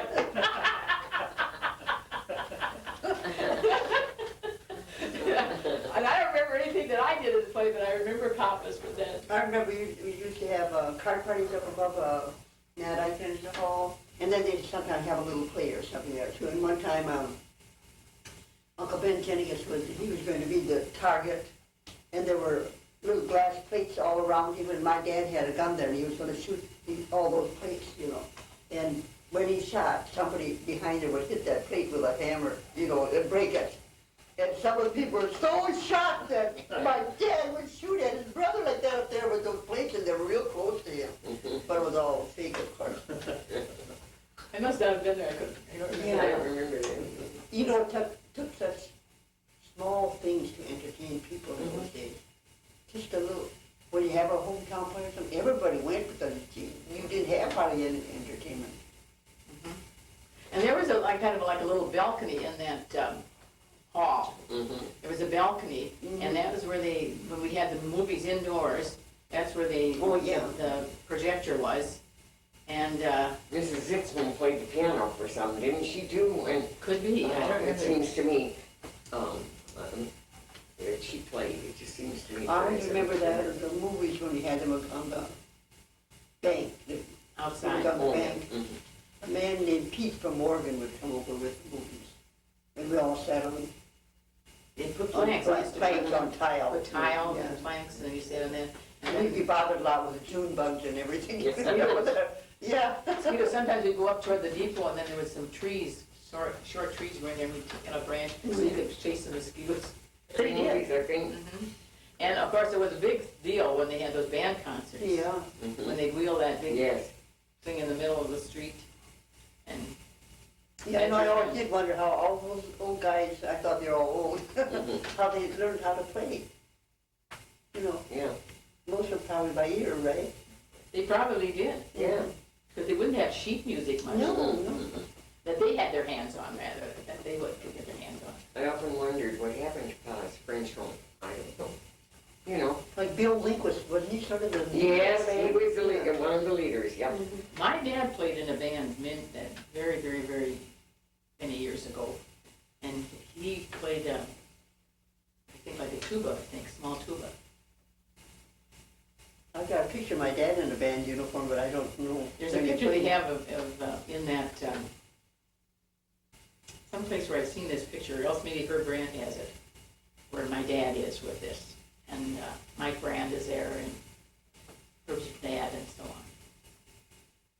I remember we had that big steeple on top, and Yeah. it was taken away in that Cracker Day storm, Mhm. the night before Cracker Day. Remember that?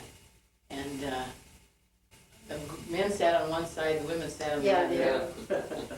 And then the little kids, they had just a kind of little bench up in front, and Pete Yeah. Ludwig was the usher, and he made us sit on those, and I Yeah. hated that. And after Mass, people let all the little kids go out first. Yeah. He marched the little kids out.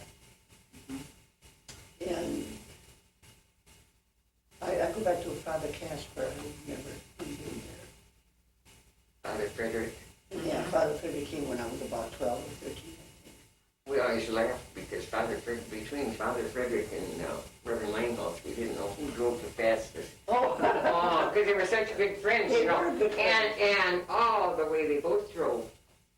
yeah, and Bobby Lango told me at the last year that Father Casper used to give them honey. That he was a good friend of my dad's too. And then after a while, Father Frederick got lots of letters that Father Frederick served. I came to our house, and he said I'd always deliver them up there, and we were good friends. Yeah, Father Casper had that honey. I think I made my first communion when Father Casper was there. Yeah, Wanda always had a pretty good choir in our church. And I remember when I was real little, Aunt Helen was a soloist for choir. She could sing really nice. And the Shillings are always good. Yeah, she was Yeah. good. Liz was a soloist too. at her time. There was some good male voices up there. Yeah. Your brother, Dave, Yeah, he was good. Junior was a good voice. Yeah. And Bert Eichen before that. Liz Jennings too. Yeah, Lizzie, I sang when I was Yeah, a kid. Lindsay had a, Lizzie Oaks. and we were also proud, my dad always read the Passion on. And between him and Yeah, BJ, yeah. MM and BJ, one of them read it on Palm Sunday, and the other one read it on Good Friday, it seemed to be. Took turns, they were, My dad always had a really big commanding voice, you know. yeah, He was very expressive, not sing-songy at all. yeah. They were like the pillars of the church. What do you remember the Cracker Day storm? Oh, yes, I remember that well. Remember that the I Ferris remember wheel that. was taken. Mhm. That was the only thing really, and then they still went on with the celebration and but it must have been kind of in a hurried up way because it must have been a lot of damage because Yeah. right beside the store, the 40-door store, you know, always the Christian mothers always had their The stand stand right there, there. And I remember they had these boxes of crackers sitting out there so that you could always have crackers. That's a big thing. But I suppose it must have done something to the amount of people who came or what they had to serve them, I suppose. I don't know. Well, part of the elevator must have gone that time because Bill Holzner said to Polly, I know I paid for it, but you didn't have to throw it at me. Yeah, that was a real bad storm. Yes, it was. Yeah, I took part of the porch off at our place, I remember, screen part, at my mother and dad's. I remember we went to the basement that night and I remember down on street on 71, they took two huge cottonwood trees, just tore them out, tore them right out of the ground. Just huge trees there. And our windows were broken and the hail came right into our house. the game honko. One end of the town to the other we would go. Yeah, I don't know what that Yeah. was. I think Harold Dickie mentioned it in his, Yeah, we used to play and we'd run from one end of the town to the other. And of course, then you'd try to catch those and yell honko down there, you know. It was a lot of fun. So it went back, yeah, because we Yeah. played it too, and we were. Yeah, So was it like a game of tag or something? well, Yeah. yeah, you know, you try to find the other group. And but did you think it's only a thing from Wanda, nobody else had it? I don't think anybody else knows about it. It was just something we did. I don't know who started it. I don't either, but it would be two groups, and then you take two street lights, and I think you Yeah. left one open in between. Yep. And then that's when you start chasing them. So if you lost them, then you'd holler out lost trail. And then they were supposed to respond with honking. So then, if it come from one end of town, so you'd head for that end, and by that time they'd move up. Oh, Yeah, yeah. This could go on all night, especially if you had somebody that was quite fast. Yeah. Then as you caught them, they would come and join your group, so you had everybody. Oh, yeah, yeah. So if you had somebody like Jerome Ultimate that could run like a deer, and you were chasing him all night long. Now, I was gonna ask you, Paige Depke had that garage, Yes. you know. And the elevator, Was his- and was his remember? Was his name really Paige? No, Urban. Urban Depke. But he had a Page car. Page, Graham Page cars. Yeah. Yeah. Wasn't it Graham Page? Mhm. That's how he got that name. Did you have to walk over incline to Oh, get yeah, there? it was a Yeah, real steep yeah. incline into that garage. And beef worked for him. Yeah. And, that elevator, that used to fascinate us because, I think you pulled ropes, just a wooden one, but you to go up and down. Made you go up and down. Prohibition stuff too. My dad used to make home brew. Man, we drank it when we were little kids. My dad would really be in trouble now. And those guys used to come from Wanda too, have beer. Lefty Wilson and Nick Leiter, those guys, Cracker Dipping Beef, they would come out there in the evening and have beer with us. Then after a while, my dad had to stop because he heard some rumors that some federal officers were going to be in the area or something. So we told him they couldn't come out anymore. But we used to drink it. Tilly and I used to do the chores in the summertime when the boys were in the harvest field. We'd have a beer when we were done. The beer was sweet. It was not, the first time I drank beer uptown, I thought how horrible. It tasted green to me. That was a great school. Well, it was, we'd have plays at first Yeah. up in the attic, but then they condemned that, Yeah. and so they wouldn't let us do that anymore. And afterwards, sometimes we'd go downtown for 8th grade graduation, Yeah. I can remember that. In the fall downtown. Albert Dahlman handing out our diplomas and stuff, And,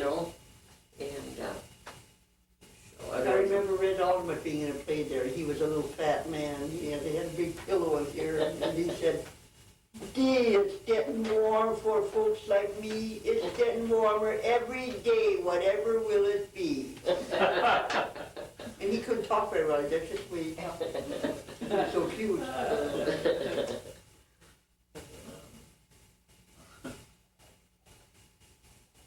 And that school was really kept up, the floors and everything were Yeah. nice and. Well, when you went to school there, did they have a bus that came and got you? Was it a motor bus? Yeah, first it was horse driven. John Aikens had it. Before that, Bill Aikens had it, I think. But then John Aikens had the bus. It was horses first, and And then Hank Bird did too, drove some. Yeah, I could but not remember. in our area. Yeah. And he drove a different area. And they used to have these kind of foot warmers. Did they have those Oh, along? yeah, we used to have them. Because I know Dad used to have them hot there, so Yeah. he'd take them along. And sometime in the wintertime, we even went by bobsled. We used to play ball and we had volleyball too, we used to play volleyball. Well, I'll just never forget that. We used to play ball and we assembled for catechism classes on Saturdays. I never forget that game in Norwegian. Man, Oh, yeah. Right. did we love to play Norwegian. Is that a game of ball? Yeah. We Yeah, short and a long. A shortstop and Yeah, a long. short and a long. And they tossed the rubber, somebody stood up there by the short and tossed the ball to you, and if you hit it, okay, if you didn't, you took short. But if you hit it, then a long ways, well, then you could get down to long and back, and then count up the scores. And that Phyllis Harrington, she could hit it way down to Oh, the yeah. house. Man alive. Phyllis could always hit the ball. You want her on your side. Yeah. Yeah, I don't know if anybody else that ever plays that game of Norwegian. No, but That's what they call it. We called it Norwegian. You played it too. We played, Yeah. yeah. And we had played the Stricklands and David Eichton and all those would come down, you know, and we'd play on our street there. You had a long and a short. Lane horses.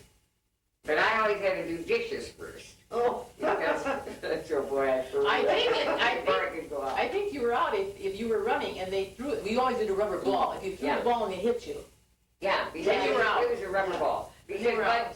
Buddy Sonic played with us too, and I can remember he hit me one time and it hurt so. Always. Mrs. Stonick used to bake kolaches. Oh, you know, the old Mrs. Stonick, and she used to send us some, and they were just the best. Boy, their meats were always really Yeah. good too, the meats they had. I can remember stopping there like for Sunday dinner. Then Mother would pick up some wieners, and of course that was a big They treat. did, yes. It was either that or fried down pork chops we'd have for Sunday dinner. And Rudolph would come out, you know, in the summer out of that big walk-in, you know, and he'd try to scare you. Which was the one that crawled on the floor? That was Benny. Ben. I was trying to think of what that one was. Yeah. Franklin, they had a broken leg one time and it never was set or Never. something. Is that what it was? Is that That's what Yeah. I'm. That's what I heard, it never was set. That's what I think it, must have heard that somewhere or another. Frank was a very faithful churchgoer. Frank He was? always went. I don't remember that. I guess I don't either. He sat up in the firehouse. He always was a visitor too, so he was Yeah, he used to tricked come visit us out in the farm. with a handkerchief, and he put a pencil or something, in. Which end did it fall out of?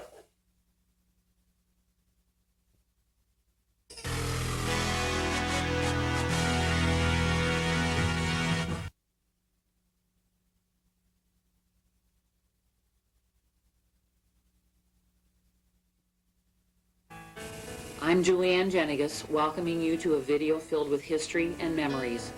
This project has literally been worked on in some capacity every day for a year and a half. Frequently, sources had varying versions of the same information, making it difficult to tell the story.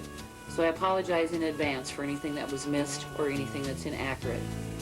Huge thank yous go to all who dug through closets, drawers, and boxes for pictures to share. There are too many of you to mention individually. To those who did narrations and readings, all that were asked said yes. To Dan Rollick for scaling the Wanda elevator, and to Jerry Eichton for his visiting and interviewing skills, and most of all, to all who agreed to sit and share their laughter and tears with the two of us. Welcome to Wanda. Stay a while. It's on your way home. Today this land has a name and it is marked on maps. 5 generations ago, a mere 125 years, this land was known only as the West. They came to this land, farmers from the eastern states, immigrants from Germany, Norway, Sweden, and other European countries for the pursuit of happiness, freedom of speech, freedom of religion, with hope in their hearts and a willingness